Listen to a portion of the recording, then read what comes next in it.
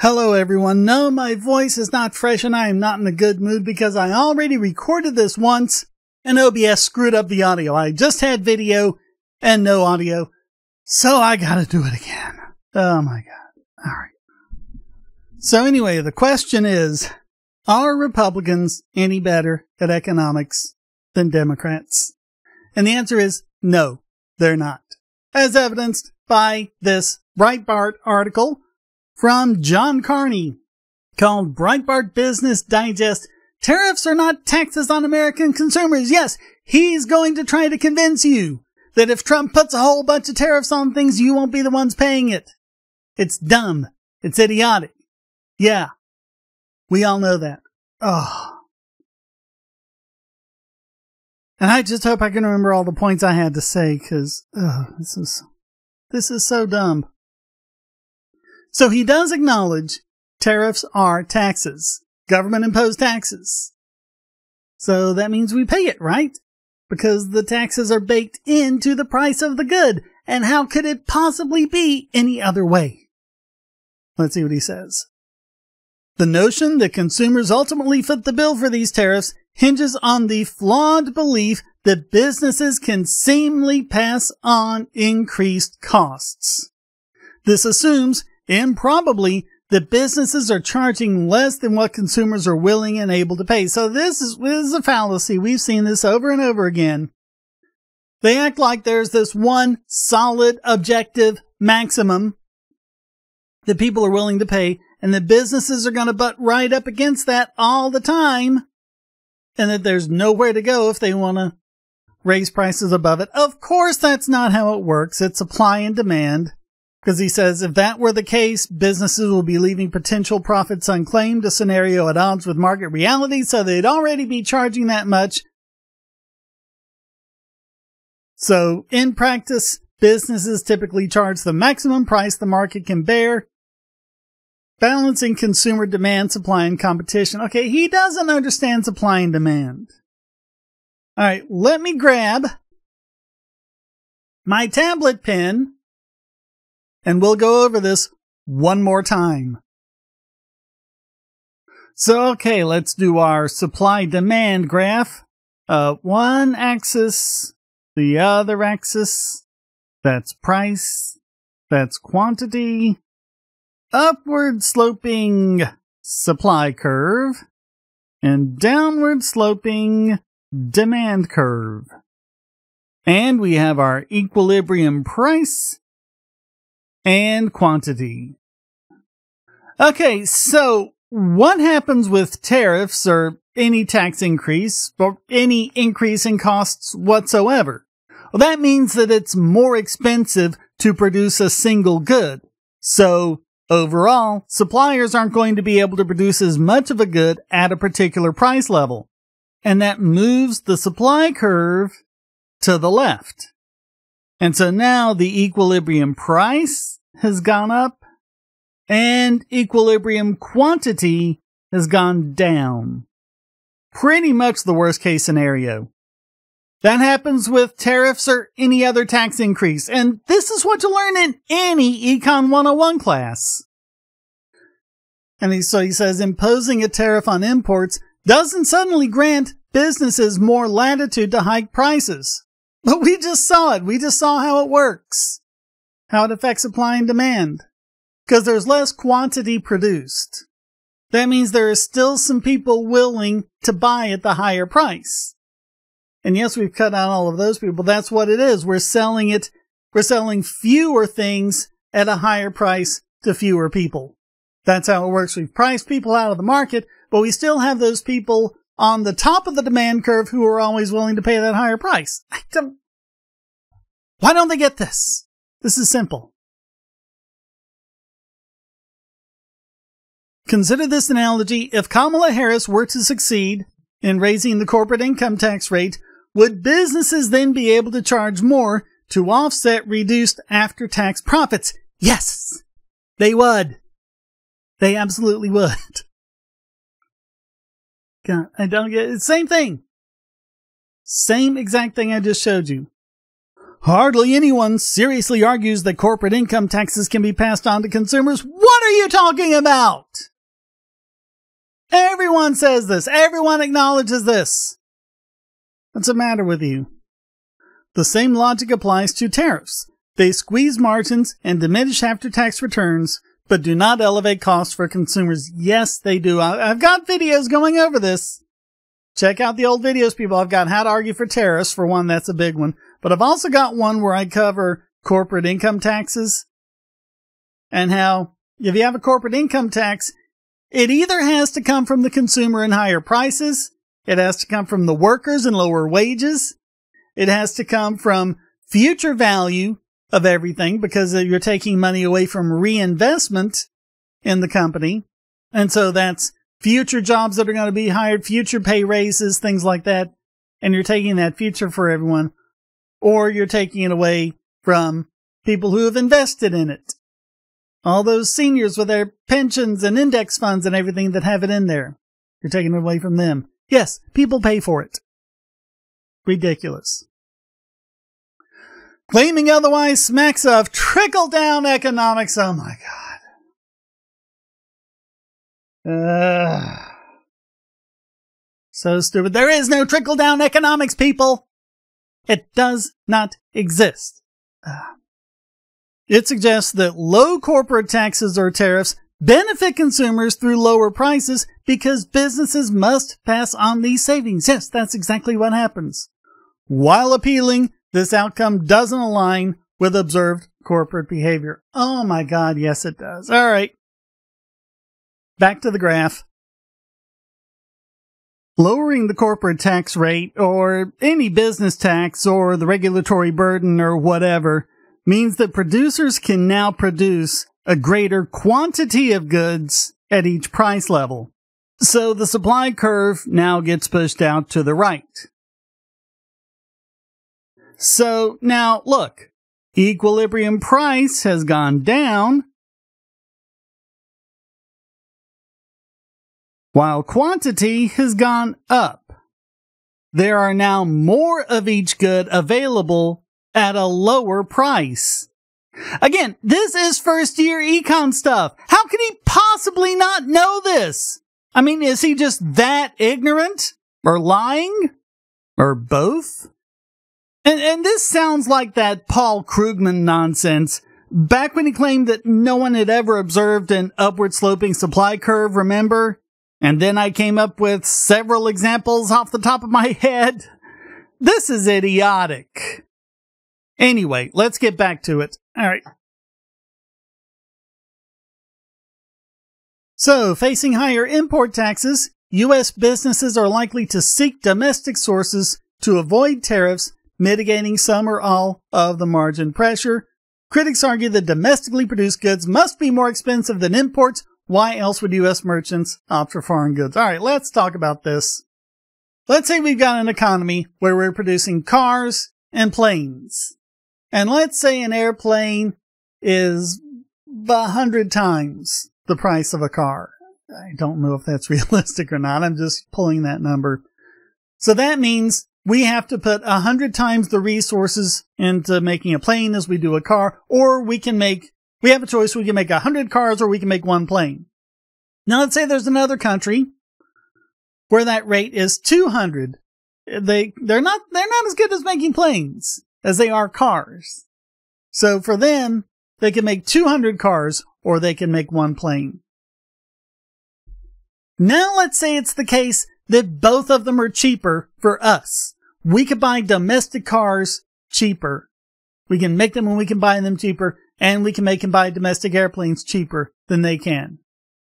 This is 200-year-old economics. This is David Ricardo. This is the law of comparative advantage. Even if those are cheaper, it is still to our benefit, to the benefit of both countries, for us to make the planes, them to make the cars, and we trade. Because even if we could get a car cheaper by making it ourselves, we're selling them a plane. Planes are worth more to them.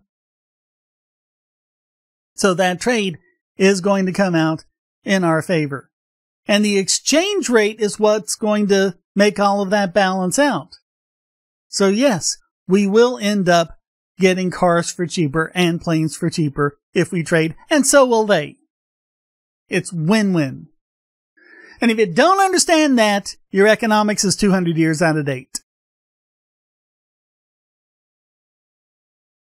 Though plausible in theory, and by the way, every single school of economics accepts this. Every single one. This notion falters in the context of international trade realities. Imagine washing machines produced domestically or in country X. If country X's manufacturers can secure government subsidies for exports, they can threaten domestic competitors with economic ruin by promising to slash prices below production costs. I'm going to have a permanent mark on my face from all the face palming. Oh my God! How many cases have I covered? Herbert Dow, the German company, wanted to push him out of business. So they took bromine, which was selling for like 30-some cents, dumping it on the American market at 10 cents. He'd send his purchasers to buy it all up, then resell it for 15 cents. Same thing with the Erie Railroad, competing with the New York Railroad for the cattle cars. Same thing with Robert Gordon. Remember, he was a slave. He started out as a slave in the pre-Civil War South. He was working with coal, and the coal dust was just garbage, but he found a way to make it valuable and sell it, ended up buying his own freedom. So then he went up to Ohio, and they didn't like the fact that there was this free black guy competing with them, so they started dumping on the coal at below price, and again, he sent in his own purchasers. They were black, by the way, because he knew he could trust them. They'd buy up all the coal. He'd sell it at a margin, but still way lower than what it would be. And again, in each and every case, the other people were losing money with every sale, and Herbert Dow and the Erie Railroad and Robert Gordon were making money. This doesn't work! It just doesn't. Many have tried, all have failed. I cannot find a single case of this actually working and throwing someone out of the market. This deters domestic investment without actual price drops, granting foreign producers monopoly pricing power. God, no, it doesn't. Supply and demand, people. It's all at equilibrium.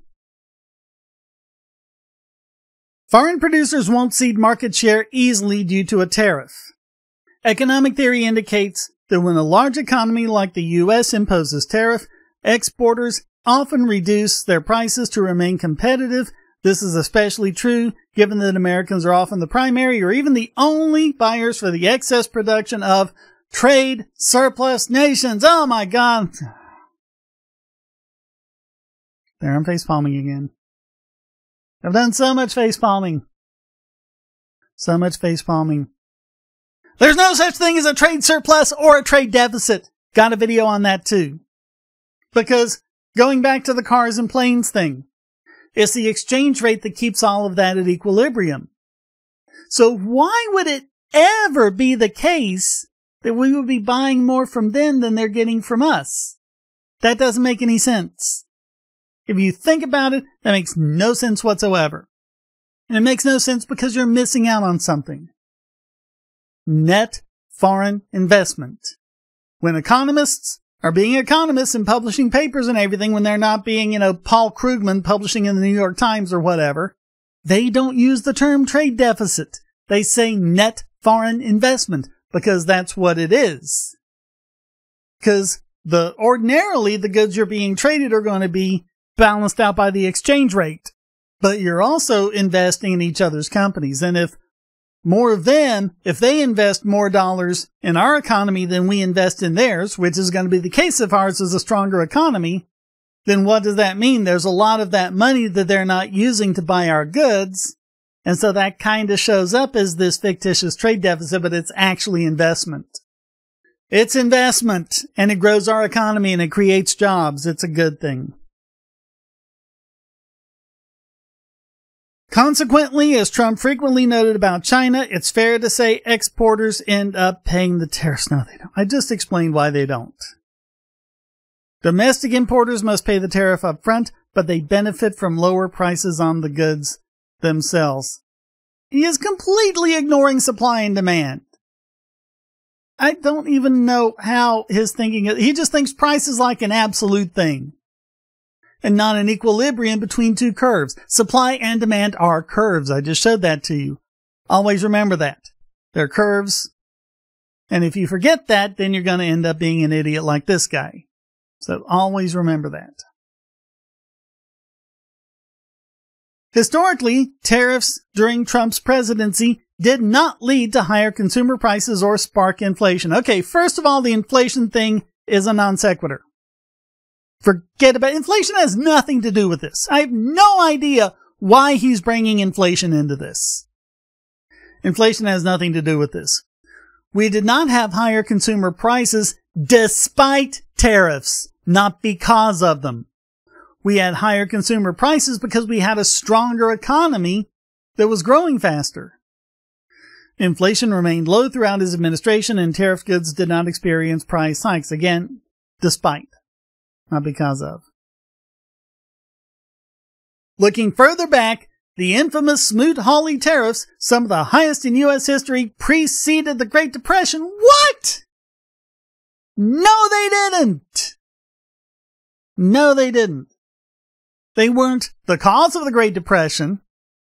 There was a lot of bad stuff government was doing that kind of took that recession from the 29 stock market crash and made it last a bit longer.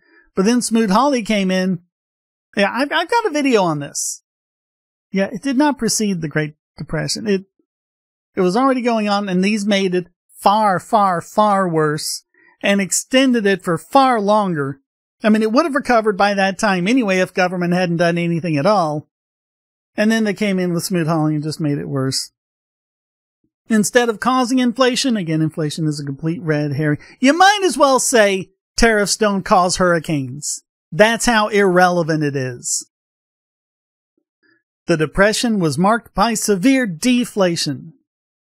God, one of the greatest lies they have been able to tell since the Great Depression is that deflation is a bad thing. Yeah, it's somehow a bad thing that your paycheck goes further and your savings accounts go further and your purchasing power is now greater. Yeah, that's somehow a bad thing. What was bad was because they were inhibiting economic activity, and putting the screws on the banks and everything.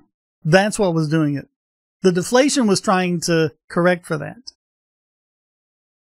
Tariffs are not inflationary. No one says they are. Just stop it. Just stop. Just stop. God, I'm so honked off by having to re-record this already. And then dealing with this stupidity once again, having to go over it again. Oh my God. Inflation has nothing to do with it. And do not constitute a tax on the American middle class. Yes, they do. Absolutely, they do. There's no way you could shake out any other way. I showed you the graphs. I showed you the diagram. Basic supply and demand. You'd learn this in an Econ 101 class. And the fact that they don't know this, they don't understand supply and demand, they don't understand comparative advantage, their economics is 200 years out of date. They are every bit as economically ignorant as Marxists. They are what they appear to be, a tax on corporations who import goods and on farm producers who export them into our market. Yes, and who pays for them? The money has to come from somewhere. And it gets put into the price. And who pays that price? We do. When we buy them, we do. We do.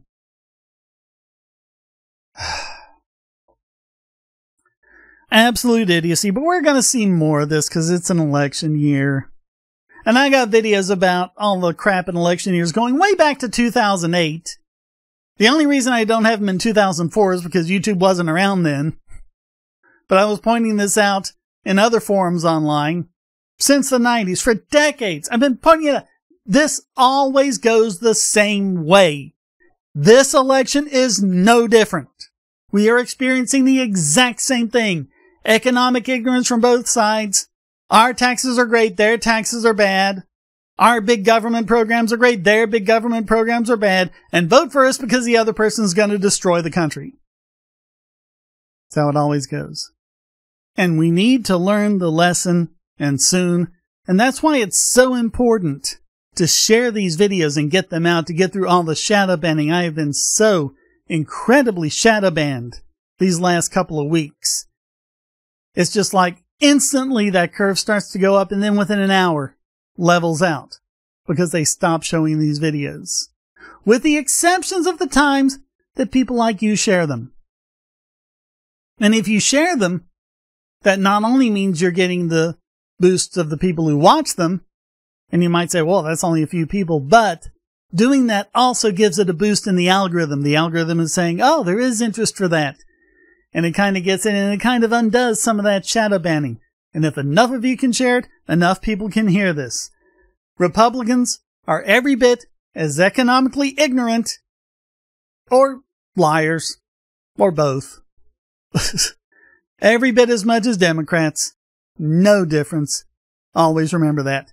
Thank you so very much for watching. Comments for the comment god, shares for the share throne. Please hit like, subscribe, and the bell. And of course, donate.bogosity.tv. All sorts of ways to donate: PayPal, Venmo, cryptocurrency, or become a subscriber, Patreon, Subscribestar, or Discord. And you can get these videos early and ad-free. You can join the monthly live stream. I gotta go and figure out when I'm going to schedule that for this month, so you can slip in on that.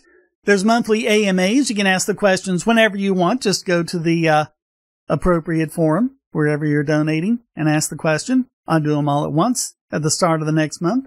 All sorts of other benefits. Please check that out. Thank you so very much for watching. Until next time, stay strong and be free.